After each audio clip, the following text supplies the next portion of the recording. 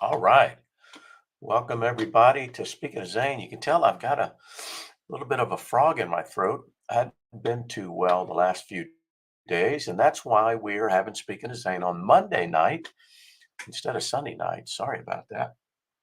But I hadn't felt too good for the last few days. Probably picked something up down in Orlando last week. We had 2,000 of us together there, and many of us hadn't seen each other in years. And so there was some hugging and lots of handshakes and whatnot. So no doubt I picked something up there, but feeling well enough to do Speaking of Zane tonight, I hope. But good to have everybody in there tonight for the, let's see, 269th edition of Speaking of Zane. We've been doing this since August of 2018. Been quite a while. But good to have you all in there. Happy President's Day. Did you all know that 31 United States presidents have served in the military? How about that? I didn't realize that it was that many, but it is absolutely true. 31 presidents have served in the military. How about that? But good to have everybody in here. Let's do a quick little roll call here. Let me see who we've got. Let's see. Steve Shirley's in there. Hey, Steve-O. Amy Walton's in there. Hey, Amy. Colin Krim in Albuquerque. Ken's down in Florida. Lori is in there. Aunt Cindy's in there over in Alabama. Hey there, Aunt Cindy. All right. It was your city that I got sick in. That had to be, Ken. Mike Roll's in there. Hey, buddy, how you doing? Welcome to Speaking of Zane. My dad's in there. Hey, Dad. Well, I had hoped, speaking of Dad, I had hoped that, and I think I said last Tuesday on the last edition of Speaking of Zane that Lori and I were thinking about heading down to see my dad and my sister and my mom, and we didn't make it. Just wasn't feeling that great, and I've kind of got a little bit of a sprain in my lower back. Now I'm a young, healthy man, as you can tell, but something with my back, and it's okay when I stand, and it's okay when I walk, but when I sit, oh my goodness. When I lay down, it's okay, except when I cough, and I've got one of those, um, the where it's a tickle in your throat cough, and you have to cough, but when you cough, it doesn't satisfy the itch. And when I cough, it hurts my back. So I have been sleeping miserable. Anyway, I sound like an old man, but anyway, that's the name of that tune. But all right, yeah, Lori, I may have given it to Lori. I don't know. Lori is not feeling that well too this week. Okay, but I'm still walking. Like I mentioned, I can walk, and I'm in a walk challenge right now. From February 1st to March 1st, we're in this walk challenge at work, about 402 of us. And so I've been walking my tail off. Pretty normal, actually. My normal walking, I haven't done anything extraordinary, but of the 402 participants, I'm sitting right at 77th position right now. Not too bad for an old man. And I'm currently at about 171,000 steps since February 1st. Now, the deal is it's a virtual walk, and we're walking all the way. Let me find we're walking all the way from Miami to Key West. So, Miami to Key West, I'll tell you how many steps that is. Take a look here. Miami to Key West. 245,000 steps. 245,000 steps.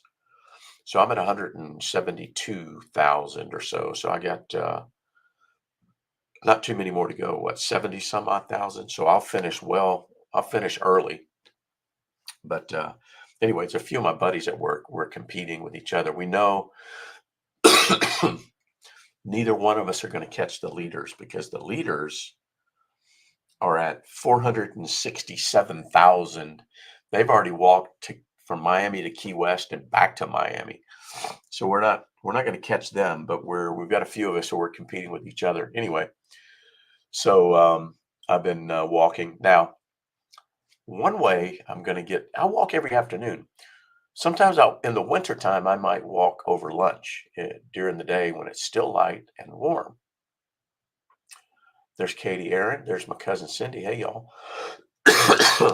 um, so, but normally I like to walk about 5 o'clock or 5:30 in the afternoon. So I just finish work, cut it off, and then I'll go do my walk.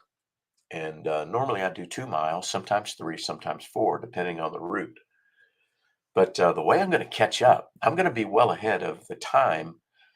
But the way I'm going to try to beat my buddies is I'd ordered an under desk walking pad. Let me show you a picture of it here. Tell me if anybody has one of these.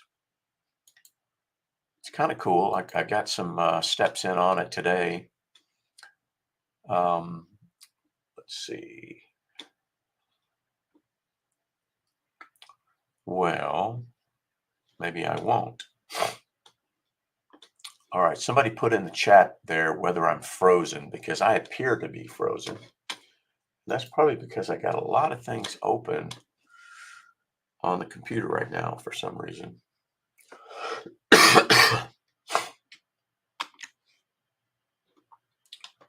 So somebody tell me in the chat if I am frozen. And I'm going to see if I can come out of this here.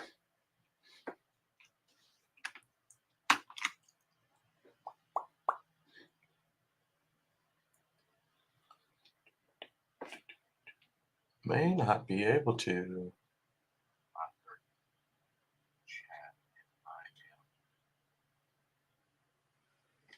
Okay, let's see. I'm looking here. Amy says not frozen. Well, I might be frozen. Let's see.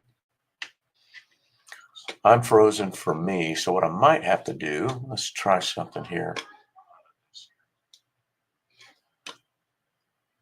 Okay, well, if I'm not frozen and you guys can see me, then that'll be okay.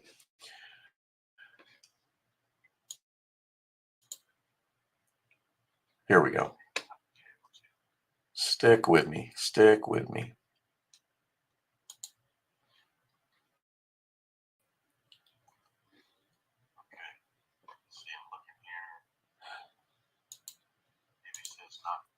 I'm back. I appear to be back. Okay, can you see that now? There's my walking pad. It's like a treadmill, but it's a really sleek, low profile. But you can walk on it, run on it. Does your speed and the time and the distance and all of that stuff, so you can get a good vigorous walk in while you're at while I'm at the desk. I've got this desk here. I can raise it up and down, so I raise the desk up, and you can see I can walk there. So that's kind of cool. Anybody else have one of those or have tried one of those? Any best practices that you want to share? Anyway, I'll let you guys know how it goes.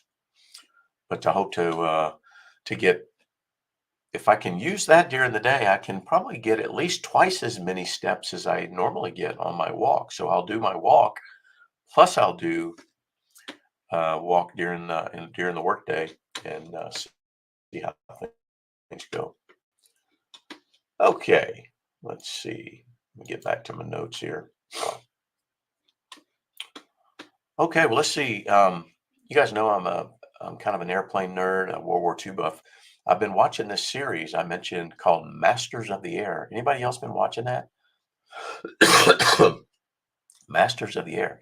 It's about the 8th Air Force in England during World War II, the B-17s and B-24s that flew out of England, and just an awesome mini series. There, just watched the 5th episode over the weekend and enjoying it so far. I'm not sure how many episodes there are, but think it runs into the first couple of weeks of March with an episode each week. But they've done a really good job on it. But you see, I'm wearing my Duxford American Air Museum T-shirt picked up when Lori and I were in England over the holidays. They have a B-17 there that they have a couple of them. One that's one that they fly there. You guys may have seen that one called Sally B. If you were at Mildenhall, you probably saw Sally B at various air fetes. But anyway, it was getting a lot of work done to it when we were there.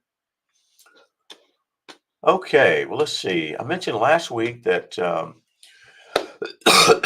we are, I think, to gain the sense of closure that we haven't been able to realize yet with Tyler. We want to have a service, a ceremony, a celebration, whatever you want to call it. And we've been toying with the dates and everything because we want everybody that wants to be there. We want to be there. So it's not a rush or anything, but we're floating some dates and we're checking with different people and family and friends and trying to arrive at a suitable date. And there's somebody that is going to be a very special guest of ours there. His name is David, and it's kind of, in my opinion, it's kind of critical that he's there because the story that he will tell, I think we all need to hear. So we're trying to center um, the service around his availability.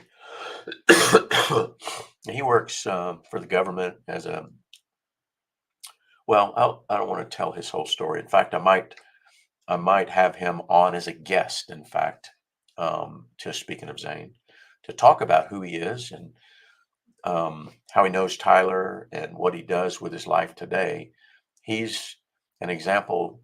He's a good example of the potential outcome that folks who have gone down the avenue of drugs can come out.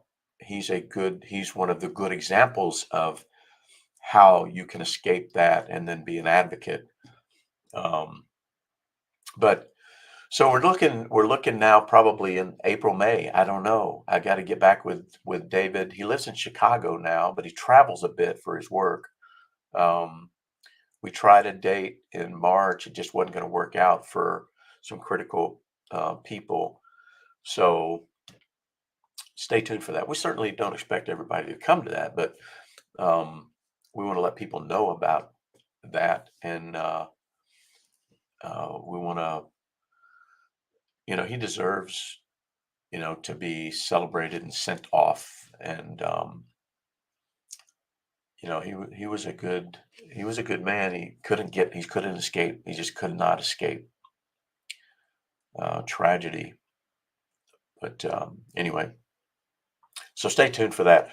I mentioned last week that Lori's also working on thank you cards and stuff like that, and that's all ready to go.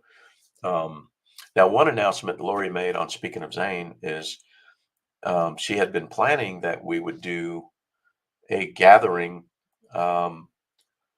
since it's been 8+ years that we lost Zane. Now we were thinking of doing a gathering of his army buddies and family and friends, and doing it like late summer, early fall, doing it like in the mountains, Gatlinburg, somewhere in there.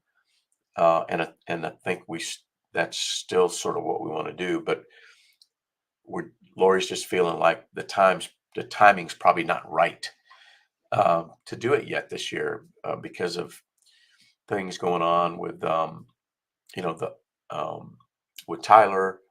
And then I mean, I'm still working.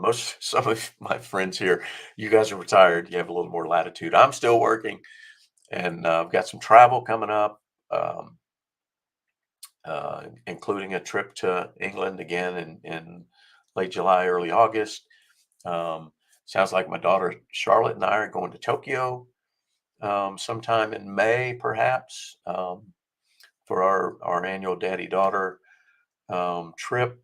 So So we may push the gathering out just another year or so, and that'll relieve some pressure there and give everybody a chance to plan and forecast and things like that. So stay tuned for that. That's Matt Aaron. Hey Matt, how you doing, buddy? Okay, what is the hat of the week? The hat of the week. The hat of the week. I'm a hat guy. You see, I got a haircut yesterday. Look at this. That guy really knows how to do a number one on my head. But I normally wearing a hat, but the hat of the week always has something to do with what's going on around here at the fabulous McDonald Estate Insane Asylum, or in general. And Daryl has beat me to the punch. Daryl beat Ken to the punch. Yes, spring training started. Spring training started last week. And this is one of my Braves spring training. Matter of fact, this was the inaugural season at the new ballpark there in Port Charlotte. So I think the first game the Braves play is against the Rays on the 24th. So what would that be this weekend, right? So we'll see if that's playing somewhere online or something. But anyway, good to have football out of the way and back to baseball, says this guy. Okay, good job, Daryl. You win the gold star for the week. All right, this week in military history. I got a few this week in military history items. Since this is a kind of a military themed um, live stream, I do apologize for the coughing. Have you ever had those coughs where you have to cough, but when you cough, it doesn't help? It doesn't scratch the itch. That's what I've got going, and it is the most aggravating thing in the world. All right, I got a few this week in military history items. On February the 19th, 1945, Iwo Jima. We stormed the beaches of Iwo Jima, largely Marines. And it was a very strategic location, but to secure it cost 6,000 American lives. 6,000 American lives. And those men knew that when the front dropped off those Amtraks, that they were heading into, hellfire, and they did it anyway. But it was a critical place because it became a B-29 airfield by which we were able to launch many raids on Japan from there. So it did help advance our efforts in the Pacific for sure.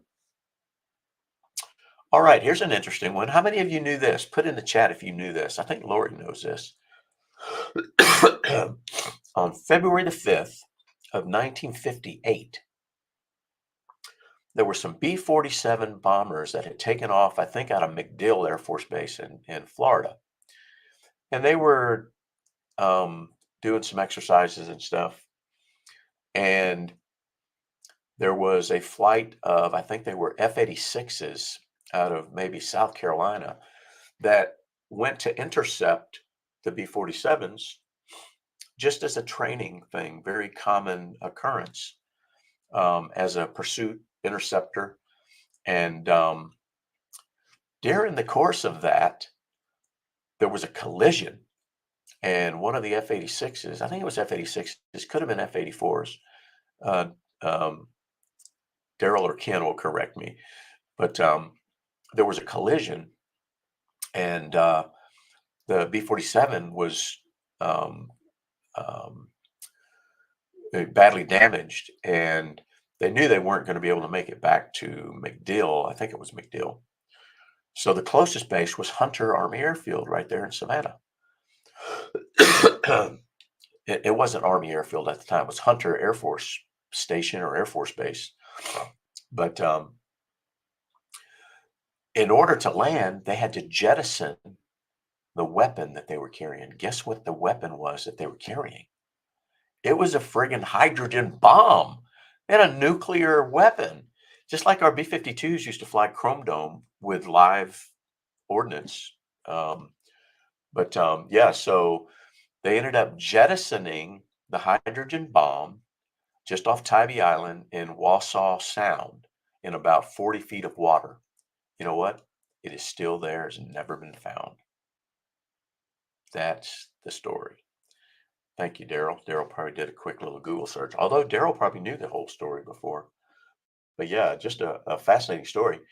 It's never been found. I don't know how hard they looked for it. I don't know. You'd have to go back in the archives and see. But there came a point where they either didn't want to continue looking for it or they just couldn't find it. I don't know. I haven't read the whole story. I don't know if there's a book about it, Daryl, or not, but it'd be pretty fascinating to read, I'm sure.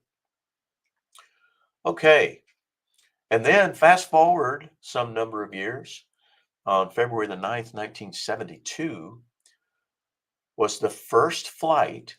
Now, I didn't know that we had called it this, but you guys that had anything to do with the AWACS platform, let me know. But the first flight of the EC-137D, EC-137D, it was the E3 AWACS test bed. That was the first flight, February 9th, 1972. So how about that? Okay, let's go. Let's see if I can get through here because you can tell my voice is going to go any minute now, but we go to our Veteran Cemetery Challenge. I know Daryl made a visit. My dad made a visit. My dad and my sister made a visit. I think it was today because my sister posts some very nice pictures. They do such a great job of looking after my mom's gravesite and fresh flowers and the things they've done there. I was so looking forward to getting down there last weekend. I've not been down to see her. Um, I have been down at least once, right, Dad, since she passed. Passed last May. I have been down at least once, maybe twice, but not since the headstone and the bench and the very nice, all the nice stuff that my dad has done there. But and then so if I add up the visits, I think we're at 4 total visits this week. Takes us to 1,090. For those might be listening to the live stream for the first time or listening to the recording, we started very innocently visiting military cemeteries or national cemeteries, veteran cemeteries, state veteran cemeteries, anywhere where there's a veteran buried. We started visiting those purposefully and chronicling that and totaling them up. And I've got a nice map. I keep saying I'm going to share the map. I need to pull the map back up. I got to update a couple of locations on it. But over the course of several years now, um, just because we ended up placing our son in a national cemetery, we probably never would have done this otherwise. This relatively small group of patriots have made 1,090 visits to over 181 different veteran cemetery locations all across the world, in fact. So thank you guys for doing that along with us. I've often said when I go to visit Zane at Georgia National Cemetery, it's like my favorite place to visit and my least favorite place to visit all at the same time. Only way I can describe it. Okay, and then a little bit, maybe around the same time frame, we started another little challenge here um, of acknowledging veterans or thanking veterans when we see them, interacting with fellow veterans as we come across them in work or play or school or church or wherever. And we started chronicling that and sharing stories about that and talking about how the interaction went. And it's just really cool to share with each other encounters that we have with fellow veterans. I enjoy it and enjoy reading your encounters, so thank you guys for doing that. We've been doing that for quite some time. The only ones I know of this week, I may have missed some, so if I did, put them in the chat. But I had 2 Army vets at work this week and a Marine Corps vet. So that was 3 for me this week.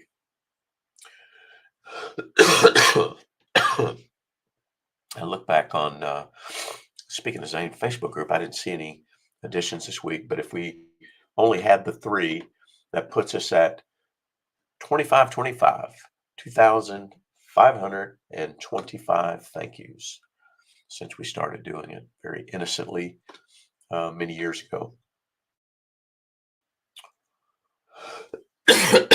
Okay, we'll have to take a little bit of a Gatorade break here, gang. Bear with me. Amy, I kind of like your idea of what was it, whiskey and honey? I might take you up on that. No, it soothes the throat there, but I will let you know how that worked out, Amy. Okay, well, let's see. Got a new organization to add. So we've been keeping track of the variety of organizations that we all interact with and come across and hear about and contribute to and participate with, like My Warrior's Place and Till Valhalla, Folds of Honor, Georgia for the Fallen, Reefs Across America. Just so many of them we catalog here. I need to share that list, don't I? I've got the list here on my notes every week, but I need to share that list on the Speaking of Zane Facebook group. And we've accumulated quite a list of organizations that we're at least aware of that do good work on behalf of veterans and military members. And I've got one that's kind of related. I'm going to share the link here with you guys. I got one that's kind of related. It's not military related, but it's related because this woman who does this podcast, which is what I want to share. I want to share the link to this podcast. But the woman that does this podcast is a coworker of mine. Lives near Kansas City. We don't work together every day, but we're aware of each other. And yeah, let me. Here we go. I'll get the link here. But anyway, she about a year and a half ago, I guess it was in 2022. She lost her daughter, her 20-year-old daughter, Hallie. And I heard about it. Now, I heard about it at work, but I also heard about it because my friend and Air Force buddy, Dale Lutzen, who lives in the Kansas City area now, Dale's wife knows her or something like that. And he said, hey, did you know Angie Phillips lost her daughter? And I'm like, no, I had no idea. Anyway, over this last year or so, I would reach out to Angie every now and then and just check on her and say hello via chat or email. And anyway, in Orlando a couple weeks ago, we were all there. 2,000 of us were there, and she was there. And I finally got a chance to meet her face to face, and saw her in the crowd and this, that, and the other. A lot of people hadn't seen each other, so I didn't barge in. But on Thursday night, we were at Universal Studios, and they closed down most of the park for us. And I saw her, and I said, Angie. And I said, it's Guy McDonald. She says, oh, my goodness. And we finally got a chance to meet each other and gave her a hug. And anyway, she has a podcast that she's been doing, her husband do, for I don't know how long now, but at least a year. And very similar to what we do for Speaking of Zane. It's not a live stream, but she does a podcast. She's able to edit and things like that. It runs about 30 minutes. And so I've listened to a couple of episodes, and I found out she had a new one that just came out this last week. And somebody had told me that she mentioned me in the podcast. She mentioned our encounter at Universal, and so I had to immediately go and listen to the podcast. And such great advice. Some of the same advice Lori and I learned and have ended up giving others about how do you interact with a parent that's lost a child, what to do, what not to do, those kind of things. And she gives great advice about that. And she So she sent me an email today, and see if I can find it here. There was another guy uh, called Alex, that's a friend of mine at work, and he lost his little daughter, Aria, last year, and just a tragedy.